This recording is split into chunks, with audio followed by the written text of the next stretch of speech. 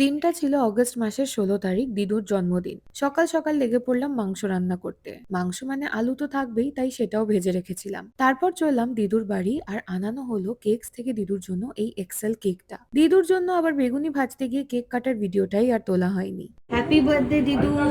Thank you. Thank you, thank you. দিদুর জন্মদিনে দিদুর পছন্দের সব খাবারের আয়োজন করা হয়েছিল, কিন্তু মজার বিষয় হচ্ছে দিদু দুপুরের খাবার দাবার সব নিজেই রান্না করেছে। আমরা শুধু এইটা ওইটা এগিয়ে দিয়েছি, কাটাকুটি করে দিয়েছি, বাজারপত্র করে দিয়েছি, কারণ সে তো জানে তার রান্নার ধারের কাছে আমরা যেতে পারবো না। চলো এবার দুপুরের মেনুটা দেখাই। প্রথমেই গরম ভাতের সাথে নিলাম মুচমুচে বেগুনি, মাছের মাথা দিয়ে মুগের ডাল আর পটল চিংড়ি। দিদু এই ডালটা যে কি অসম্ভব ভালো বানায়, আহা বলে বোঝাতে পারবো না।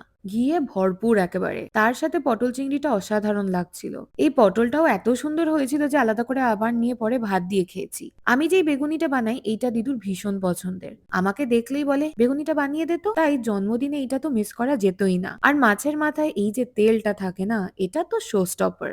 মা দিদুর জন্য নারকোল দিয়ে মিষ্টি মিষ্টি করে মোচার ঘন্ট বানিয়ে এনেছিল, এটাও দারুণ হয়েছিল। এবার রইলো ইলিশ ভাপা, একেবারে ডিম ভর্তি পিসটা পড়লো পাতে। অনেকেই বলে ডিম থাকলে ইলিশের স্বাদ কমে যায়, কিন্তু আমার আবার ইলিশে ডিম না থাকলে একটু অসম্পূর্ণ লাগে ব্যাপারটা। পেট তো ভরে গেছে পুরো, মানে আর একটু হাওয়া ঢোকার মতো জায়গা নেই, কিন্তু তখনই দেখি দিদু বার করেছে পায়েসের বাটি। আমাদের বাড়িতে দিদুর মতো পায়েস কেউ বানাতে পারে না, সেটাও সিমুইয়ের পায়েস। কতদিন খাওয়া হয়নি, পেটে জায়গা না থাকলে অন্যান্য দিন মিষ্টি আর খাই না, আজকে ২ বাটি খেয়ে ফেলেছি। অপূর্ব হয়েছিল। দিনটা রবিবার ছিল, তাই দুপুরেও দিদুর কাছেই ছিলাম। বিকেলে দেখি সারপ্রাইজ দেওয়ার জন্য এসেছে আমার ছোট মাসি, দাদা, বৌদি, মেসো আর বড় মাসি। হ্যাপি বার্থডে ডিয়ার ঠাম্মি। বেশ অনেকক্ষণ গল্প করার পর কাটা হলো ওনাদের আনা কেকটা। সবাই মিলে তারপর খেলাম কেক আর ফিশ ফ্রাই। ভীষণ সুন্দর কাটলো বিকেলটা। আর তারপর আরো কিছুক্ষণ আড্ডা দেওয়ার পর এলো রাতের খাওয়া দাওয়ার পালা। মাংসর সাথে আমার পরোটাটাও বানানোর কথা ছিল, কিন্তু আজকের দিনে মাইগ্রেনের গুতোয় আর পারিনি বানাতে। অর্ডার করলাম বেহরুজ থেকে নাফিস লাচ্ছা পরাঠা। লাচ্ছা পরাঠা মানে আমার কাছে সেই আর্সালানের তেলে চোবানো ভাজা ময়দার পরোটা, কিন্তু চর্বিযুক্ত রেওয়াজি মাটন রান্না হয়েছে, তাই এই আটার পরোটা আনানোরই অনুমতি পেয়েছি আমি। প্লেটে গুছিয়ে নিলাম পরোটা, স্যালাড, ভেটকি মাছের ফিশ ফ্রাই আর মাংস।